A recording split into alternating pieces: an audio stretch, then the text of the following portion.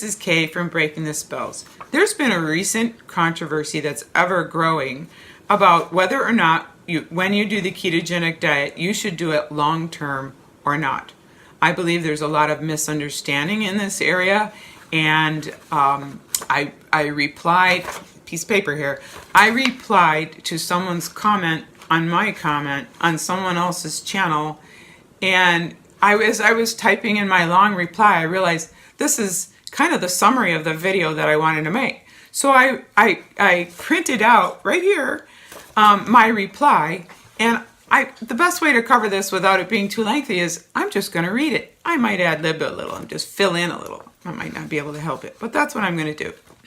There was a video made by Seamland, it's spelled S-I-I-M, Land, and Dr. Darren Schmidt, both who I think are highly intelligent. They made a fantastic video regarding the ketogenic diet, and it's on Seamland's channel, perhaps on Dr. Darren Schmidt's channel by now also.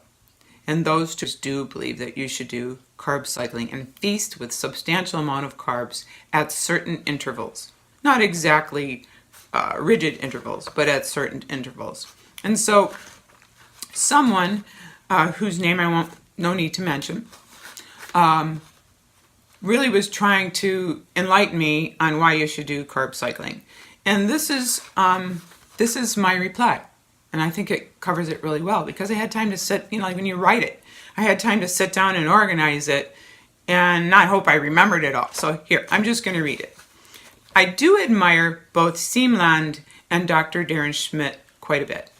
But I do think that most people shouldn't cycle by feasting on carbs. Remember that feasting word. Because diabetes is rampant. How does feasting on carbs help type 1 insulin dependent people? It would make them have to increase their insulin and become more insulin insensitive. Did I say insensitive? Needing more insulin, achieving high insulin, because I had to take more because I ate the carbs and I had to cover the carbs, and reducing the insulin's effectiveness, which is damaging to all tissues, especially the heart and the pancreas. High insulin is really inflammatory and actually it really damages all the blood vessels, period. High insulin. Okay. All right. You need to see the videos by Dr. Richard Bernstein, many of which I have put on my Low Carb for Diabetes playlist while I wasn't making videos. Also, on my same playlist are many videos with Ivor Cummins and Dr. Joseph Kraft, and some just by Dr. Joseph Kraft alone, where it is pointed out that the Kraft test, that's spelled K-R-A-F-T test, discovered that the majority of people with normal blood sugar are insulin resistant / type 2 diabetic.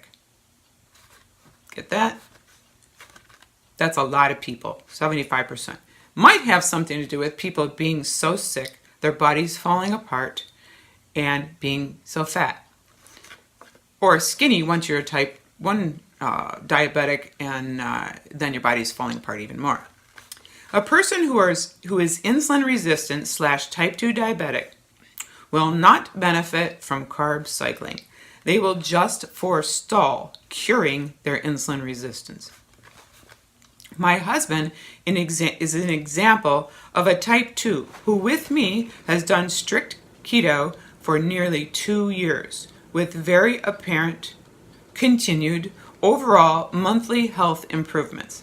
I personally was insulin resistant at the start as evidenced by hypoglycemia. My husband was so hypoglycemia, he'd wake up when he drifted off the road from falling asleep while he was driving and his tires hit the side of the road, and that's what woke him up. And it was like life was just right on the edge. It was so scary. Anyway, mine was not as dangerous as my husband's, even though prior to keto, we both did a strict, healthy, organic paleo diet for 9 years. Consider this. There are other types of feasting. Are there not? Are carbs the only thing that you have to feast on? I guess I was just ad-libbing because I really feel strongly about that. Are you not feasting unless you're eating carbs? Anyway, There are other types of feasting which you may not have thought about, though we have not cheated one bit on our strict, organic, healthy keto diet. We absolutely do feast, periodically, but not on carbs, but on more of the usual foods. On the days of feasting, even without extra carbs, just 20 grams or less approximately total per day, while increasing the size of our eating window, which means you eat for a longer period of time and you aren't so strict about keeping it to 6 or 8 hours to stay, having the chance to have some autophagy every day. Anyway, while increasing the size of our eating window during those feast days without extra carbs, thereby initiating mTOR, we could, you come out of autophagy a little bit, you're still in ketosis. I think people don't understand that. You can still be burning fat for fuel, except a little tiny bit your liver made on its own of sugar. You can still be burning fat for fuel but eating plenty of it and so much of it that your body's not in autophagy, which is recycling your cells and tearing apart old ones that need to be rebuilt and using those parts that it tore apart to rebuild them. I hope that's not too confusing. Basically, you can spend most of your I have an itch. Sorry, I was outside with the bugs. You can spend most of your time in autophagy, which is accomplished by keeping your carbs very low, like a ketogenic diet, and eating them in a space of time in total per day about 6 to 8 hours, and never snacking, because every time you snack, you stimulate insulin. Every time you eat, you stimulate insulin. So if we're trying to get our insulin under control so we can be more insulin sensitive, then a lot of us would do intermittent fasting. But on these feast days, we do it when we think we should. We do it when we want to give our body a little extra insurance that we built it back up and it got plenty stuff.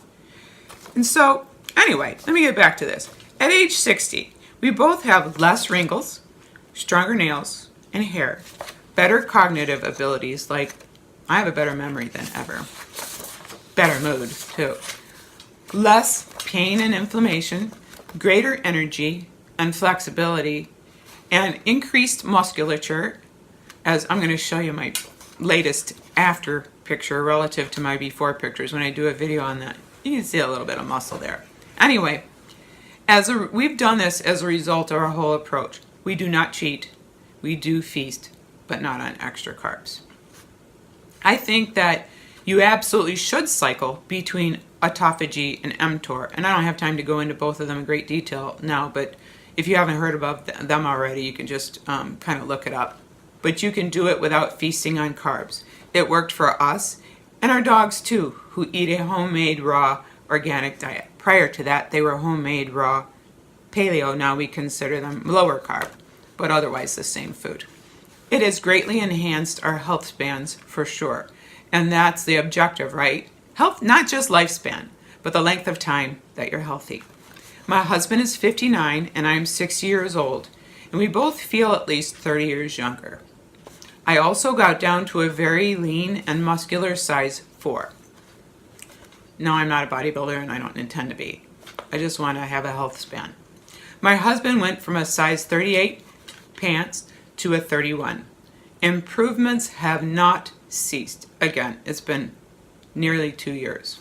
We listen to our bodies to decide when to alternate between feasting and fasting. Not feasting on carbs, remember? Okay. Bottom line, I don't think that it's wise for all these people who make videos saying you should cycle off of keto and include carbs. I don't think it's wise to tell either type 1 diabetics or insulin-resistant type 2 diabetics, which is the majority of the population, to cycle on carbs. We can all attain mTOR without carbs. mTOR being the rebuilding of the body, not just autophagy where you tear it down and rebuild it, but mTOR, extra rebuilding, like the kind people with cancer are afraid of because your cells grow. Okay. Besides, Dr. Bernstein has proven that people who, this is key, pay attention, please. Dr. Bernstein has proven that people who keep their blood sugar normal also keep their glycogen levels normal, because the liver, through gluconeogenesis, which means making new glucose, can make all the normal blood sugar that we need and therefore maintain normal glycogen levels. Jeff Volek and some others and other researchers have also proven that both glycogen and protein/muscle is spared along with other vital nutrients during the ketogenic diet. And what this means is when you're burning fat for fuel, either the fat you ate or the fat on your body can spare the glycogen. So if you really need it, you're not using it up. Where the athletes who, what you call bonk or hit the wall or crash because they rely on glycogen and they're not good at burning fat for fuel, they don't have that same freedom because when they use it up, unlike the people doing the ketogenic diet long term, they can't just suddenly switch over to burning fat. There are some that are young enough, and I think the one approach is okay, where they're young enough and healthy enough that they can do the ketogenic diet every day, except for only during competition when they take in extra carbs just before that. So their glycogen levels are a little higher. But only if they're ketogenically adapted enough, like superstars, to be able to immediately go back to burning fat. So when the glycogen is gone, they've been so ketogenic that during those events that they're not going to bonk. They're not going to hit the wall. But if they continually carb cycle, they're going to eventually risk their ability to burn fat for fuel. For example, again, one more example. If you take one day of feasting, including carbs, like seriously eat carbs freely, it's going to take most people at least 2 to 3 days, perhaps a half of a week, to catch up and get back into ketosis and seriously burning fat for fuel, either the fat you ate or the fat on your body. Alcohol is another thing. Approximately 2 drinks, even if they're very low or non-carb alcohol drinks. For like one evening with a couple of drinks, just like the day of eating carbs freely, you're going to take about a half of a week for your liver to recover and get back into easy and smooth sailing ketosis. If a person eats freely carbs all weekend or drinks, even if they're low carb or no carb, alcoholic drinks on 2 days on the weekend, approximately by the time you get back into ketosis, it's Friday. So what is the purpose? Dr. Boz makes an awesome video on this, and I have some of her videos on my ketogenic playlist and also some of Dr. Eric Berg's videos on my playlist, and I'm not a fan of kale. So just because I like Dr. Berg doesn't mean I like kale. It doesn't digest well for a lot of people. Personally, my husband and I drink, of the dandelions we grow ourselves, we drink a dandelion salad every day, which digests a lot better than kale. Okay. I put, anyway, several valuable videos on my playlist regarding this, especially the low carb for diabetes and my ketogenic playlist. We do not need to take in exogenous, meaning from the outside, carbs in order to accomplish this healthy ketogenic diet. I think that a lot of people don't realize this. They don't realize that the liver is making glycogen all the time. And it's keeping at least a teaspoon, if we're healthy, at least a teaspoon of sugar in our blood at all times. And it's storing glycogen in our muscles and places we need for energy at all times, even if we have 20 grams or less of carbs a day. So I don't want to make this lengthy, but I really had to cover that because I help a lot of people do the ketogenic diet, a lot, in person mostly. And I don't monetize my channel. I just put my channel together as a community service, as a work of love, so people can go and check out my playlist. Some videos I made, a lot, but not all, and some videos I've collected that I think are the most useful. I'm going to say goodbye for now, and I'm going to be making a lot more videos. I even want to make another video. I have a before and after video I want to make. At least get the pictures up. And I want to clarify some things about a couple of recipes I have. And I want to straighten out a lot of controversy over sweeteners like stevia, on and on. So I'll be back. And I just had a time in my life when I couldn't make many videos, and instead I had just enough time to collect my most precious videos and put them in fantastic playlists. So please go see my playlist, because the bottom line is we want to increase our health span and we need to share all this information. So goodbye for now. This is Kay from Breaking the Spells.